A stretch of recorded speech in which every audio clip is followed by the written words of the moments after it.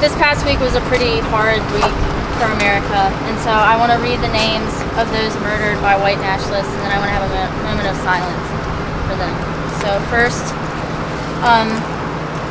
a black man and black woman murdered in Kentucky moments after this man tried to enter a predominantly black church and perform his act of terrorism there. So Vicki Lee Jones and Maurice Stallard. And then the 11 Jewish men and women who were killed in the Tree of Life Synagogue in Pittsburgh. Joyce Feinberg, Rose Mallinger, Bernice Simon and Sylvan Simon, Cecil Rosenthal and David Rosenthal, Richard Godfrey, Jerry Rabinowitz, Daniel Stein, Melvin Wax, Irvin Younger. And I'd like to have a moment of silence for them.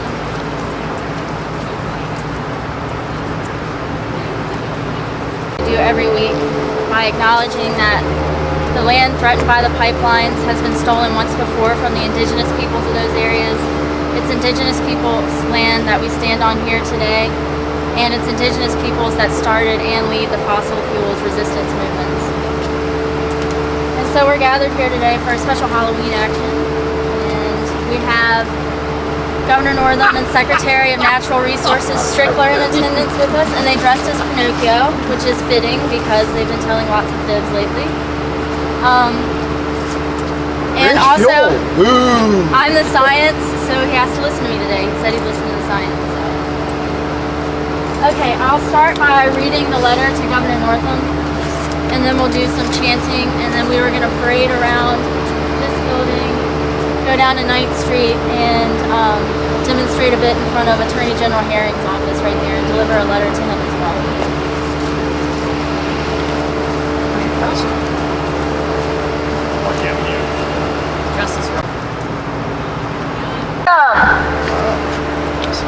Imagine living in a place where the air is so polluted it causes headaches, nosebleeds, and illness.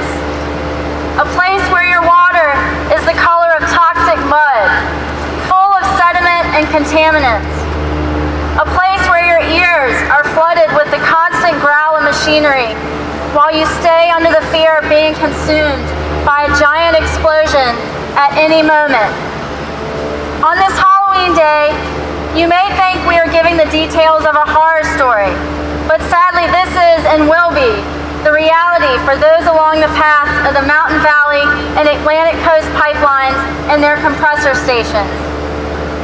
This is a reality you and your regulatory agencies have chosen to ignore, despite overwhelming evidence and science proving that these pipelines cannot be constructed without permanent detriment to water, air, the climate, and Virginia communities.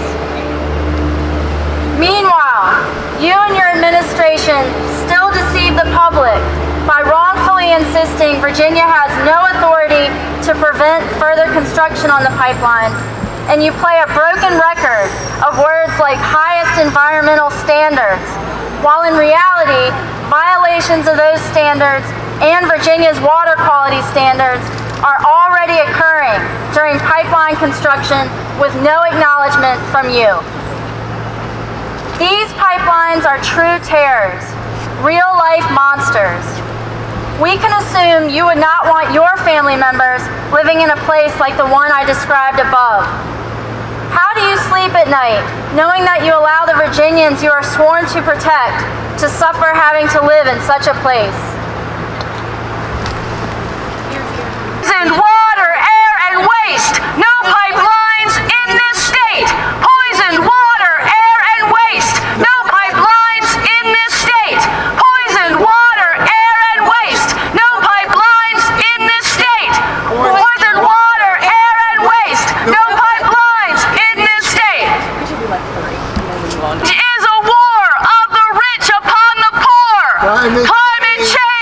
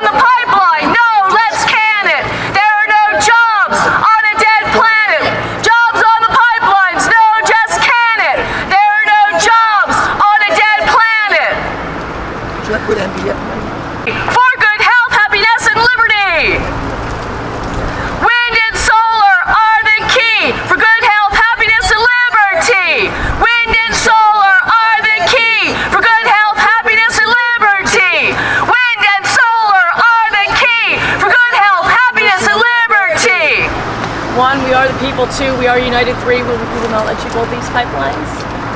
1, we are the people. 2, we